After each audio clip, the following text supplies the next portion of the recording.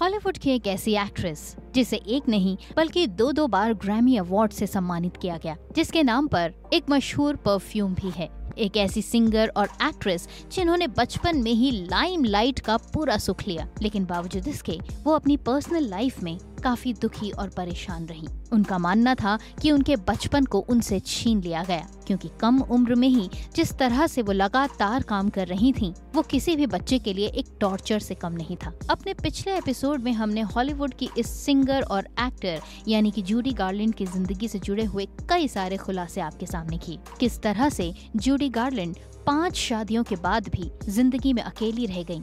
जिंदगी में खूब सारी दौलत, शोहरत और संपत्ति कमाने के बाद भी किस तरह से अपने अंतिम समय में कर्जों में आ गईं और कंगाल हो गईं। इसकी कहानी आइए जानते हैं अब इस एपिसोड में। जूडी के तीसरे पति सिडनी लफ्ट द्वारा लिखी गई उनकी biography Judy and I my life with Judy Garland में उन्होंने खुलासा किया कि फिल्म विजर्ड ऑफ ओज के सेट पर कुछ नामी लोगों ने उनकी ड्रेस में हाथ डालकर उनके साथ बुरा व्यवहार किया था। जूडी ने अपनी जिंदगी में 5 शादियां की, लेकिन बावजूद इसके जूडी अपनी जिंदगी में खुश नहीं थी।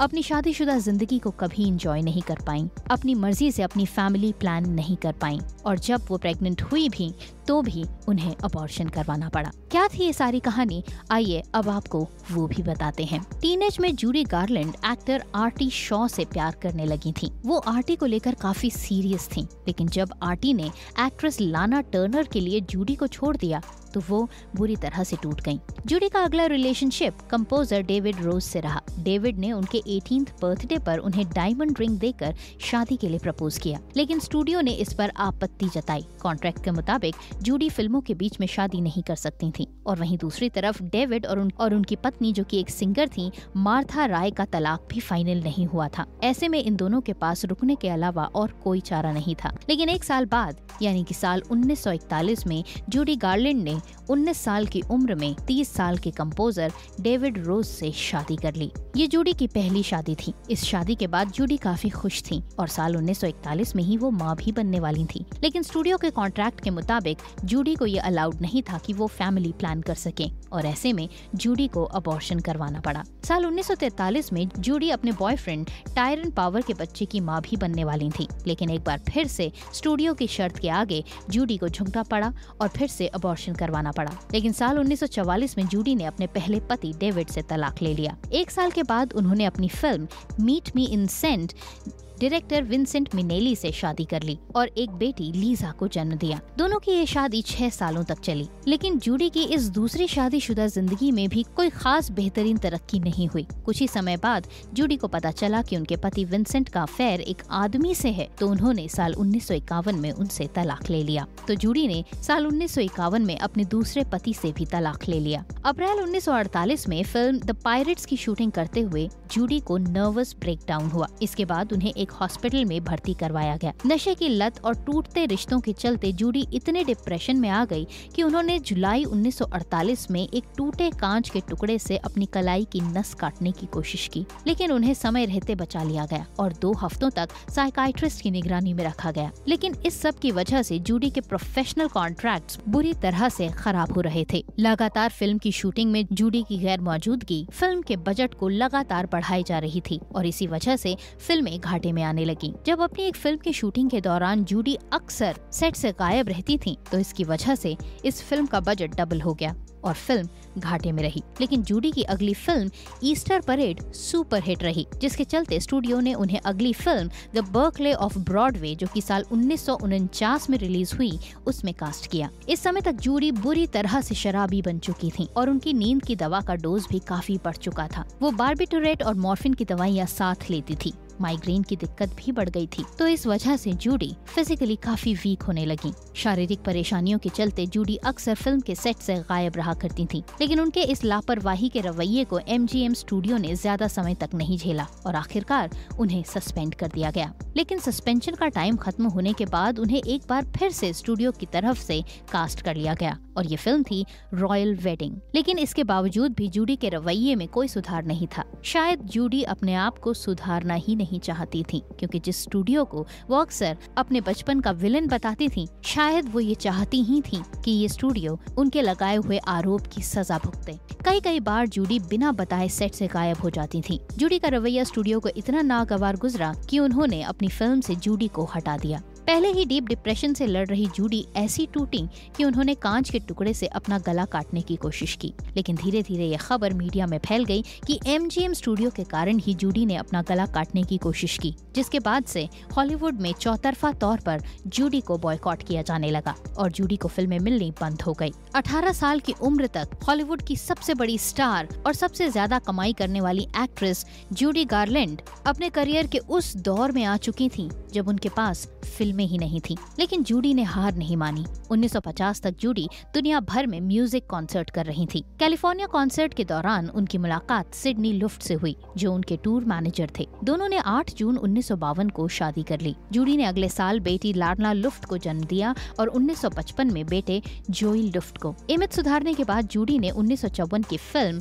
अ स्टार इज बॉर्न से हॉलीवुड में वापसी की। शूटिंग के समय फिर से जूडी की बिगड़ती तबीयत के चलते घंटों प्रोडक्शन टीम को सेट पर इंतजार करना पड़ता था। कई बार तो जूडी सेट पर बिना बताए पहुंचती ही नहीं थी और लोग उनका इंतजार करते रह जाते थे। जूडी के नखरों से एक बार फिर से प्रोडक्शन का शेड्यूल बढ़ा और साथ ही खर्चा भी। $5 मिलियन में बनी ये फिल्म बॉक्स ऑफिस में सिर्फ $6 मिलियन ही कमा सकी। जब फिल्म को कुछ खास मुनाफा नहीं हुआ तो जूडी को भी समझ आ गया कि उनके लिए फिल्मों में काम करना काफी मुश्किल है। 27वें ऑस्कर अवार्ड में जूडी गार्लैंड को film a star is born के लिए बेस्ट एक्ट्रेस का नॉमिनेशन मिला। ये वो समय था जब जूडी अपने बेटे जोसेफ लुफ्ट को जन्म दे रही थी। ऐसे में वो सेरेमनी अटेंड नहीं कर सकती थी, लेकिन हर कोई जूडी की परफॉर्मेंस से इतना इम्प्रेस था कि उन्हें मालूम था कि ये अवार्ड जूडी को ही मिलेगा। लिहाजा ऑस्कर के कुछ कैमरामैन वार्ड में जूडी से मिलने पहुंच गए। लेकिन जैसे ही अवार्ड की अनाउंसमेंट हुई तो जूडी को सबसे बड़ा धक्का लगा, क्योंकि ये अवार्ड उन्हें नहीं बल्कि द कंट्री गर्ल के लिए ग्रेस केली को मिल गया।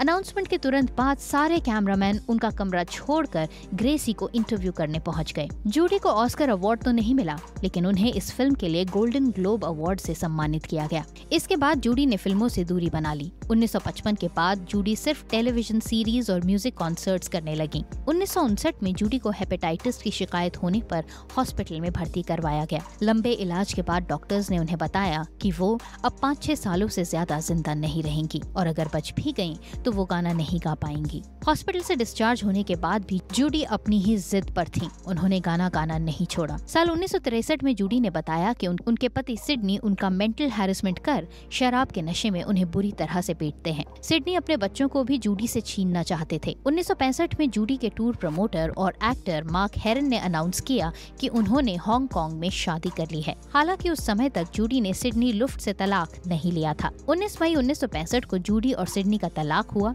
और 5 महीने बाद यानी 14 नवंबर 1965 को उन्होंने मार्क से लीगली शादी कर ली। कुछ समय बाद जूडी ने खुलासा किया कि उनका पति उनके साथ मारपीट करता है और कई और महिलाओं से भी उसके रिश्ते हैं। हालांकि मार्क ने बचाव में कहा कि वो सेल्फ डिफेंस में उन पर हाथ उठाते हैं। अपनी पर्सनल लाइफ में जूडी पूरी तरह से टूट चुकी थी, लेकिन प्रोफेशनल लाइफ में भी वो कुछ खास नहीं कर पा रही थी।